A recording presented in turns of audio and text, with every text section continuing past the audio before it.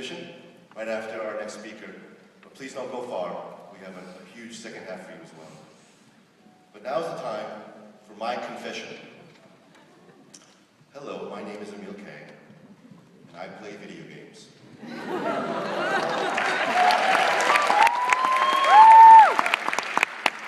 44 years old, I'm college educated, and I play video games on every device that I own. I have played every single Need for Speed edition there is, and my daughter and wife just don't get it. It's something that I've done since the days of Pong. I continue to do so today. Anyway, I say that because I think some of us think that they're not relevant to us older folks. But let me tell you that they are.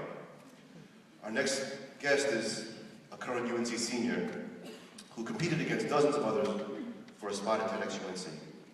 Stirling is a double major in communication studies and journalism. He's the founder and co-president of UNC's first video game club, UNC Chapel Hill Esports.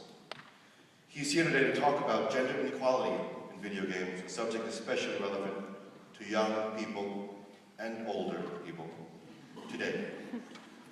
Again, after his talk, we'll have a short break and be right back with you. Please welcome Stirling.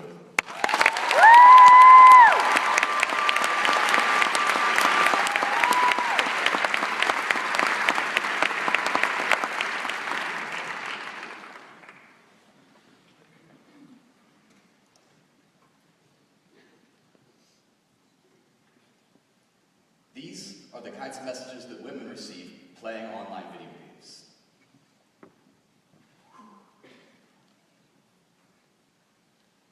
Now, I'm sure some of you are already thinking, why would I care about what some crass nerds say to each other on the internet?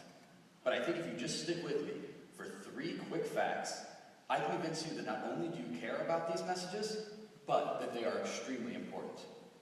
So let's get right to it. My clicker's having a little trouble, but my first fact is that, there we go. Video games make more money than music or movies. 2, nearly half the people playing these games are female. 3, and this one's really the kicker, 68% of the women and girls playing video games online report having hidden or lied about their sex for fear of harassment. This is some of the most serious harassment of women going on in America today, and it's just not being addressed. So let's start addressing it here by returning to my first point, that video games are huge. They make more money than other industries that you consider to be more legitimate. Over the past 15 years, there's been unbelievable growth in this industry.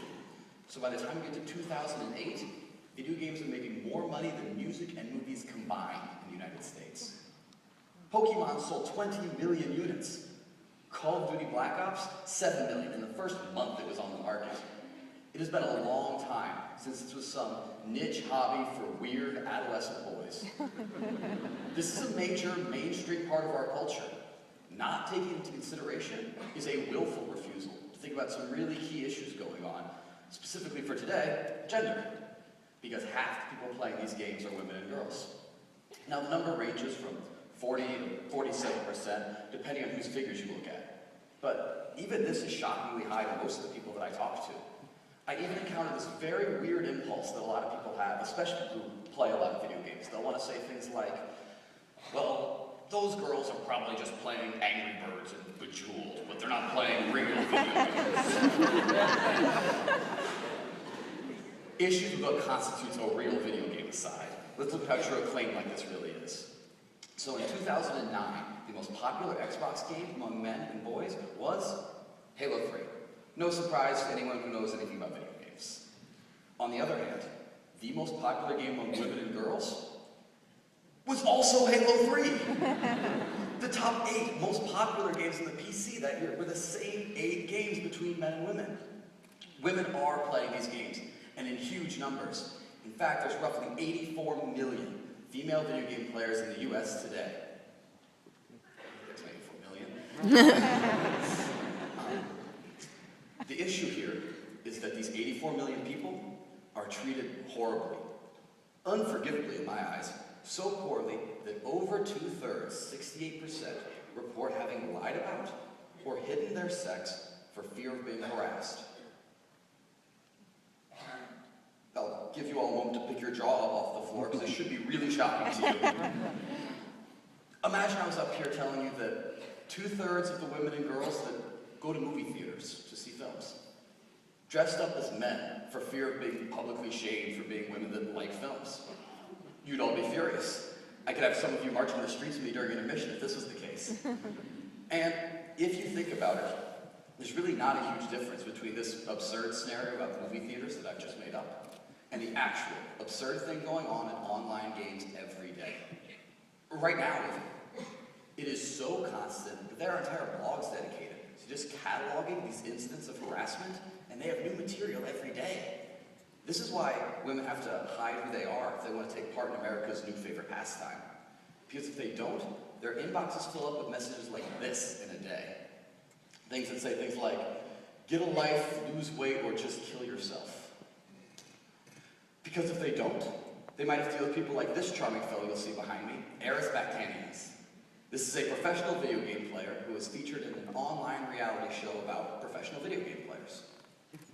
He harassed a female member of his team so relentlessly over the course of 5 days that eventually a commentator had to ask, can we just play the game without any sexual harassment? To which Eris responded, no you can't, because they are one and the same. Sexual harassment is part of this culture. If you take that out of this community, it's not the same community. He was on to say that anyone trying to change this behavior is, quote, ethically wrong. You also have to hide who you are if you're a woman playing online games, because of what happened to Anita Sarkeesian. This is a prominent feminist blogger who had made internet videos about film and television. She wanted to make one about how women are portrayed in video games. So she started an online fundraiser. This fundraising attempt was met with death and rape threats. There's a video game online which the entire point is just to beat this woman up. There's websites that host her real address and phone number to encourage harassment in person. And these are just some of the examples of the massive harassment campaign launched against this woman. So what we have, to me it's clear, is a systemic problem at all levels of video game culture. Fortunately, there are ways to improve this culture. Let's take the example of a game called League of Legends. This game was released in 2007 and was kind of why my League of Legends team is here. And was kind of widely known for having an especially rude and unfriendly community. I know a few other games in which player behavior was mentioned in reviews of the game. Even Wikipedia page is a little segment talking about player harassment for League of Legends. And until a little over a year ago, this was the most notable thing about this game. But then something changed. And abruptly, League of Legends became the most popular video game in the world. 12 million people play this game every day. To put that number in perspective for you, Instagram gets about 7 million people on every day. Call of Duty, at its peak popularity, got a quarter of the traffic that League of Legends gets. 8 billion hours of this game were played last month. Even I've switched over to primarily playing League of Legends. So what changed? How is it that this game got so popular so quickly? I believe it has something to do with player behavior. Last February, almost exactly a year ago, the company behind League of Legends hired a unique player behavior team. This team has been making slight changes to the chat function. They introduced a feature by which players can rate each other, and players with good behavior get little rewards and a positive feedback kind of system, etc. The thing is, this system is working. The team has reported 40% drops in incidents of verbal harassment in just a year. This is unbelievable. And it seems to be correlated with an equally unbelievable spike in popularity. And it's on a model that can be replicated. So the moral of this story is, it is possible, and seems to be very profitable, to reduce incidents of player harassment and make your gaming community nicer. The only reason it's not happening now is because people don't care. And there is not an explicit demand for this kind of change. So let's make this demand explicit. Any gamers in the audience, my league people? When you're online and you see this kind of behavior that you know is unacceptable, call it out. Make people feel bad for it, you know? Parents in the audience, when you're at the store buying a game for your child and you ask the clerk there about violent content in the game, also ask about player behavior and community standards in that game. Anyone here from the industry? Put people, time, and money towards the issue of player behavior. It seems like it will make you money, and will certainly put you on the right side of history. And for everyone else here, just don't ignore this problem.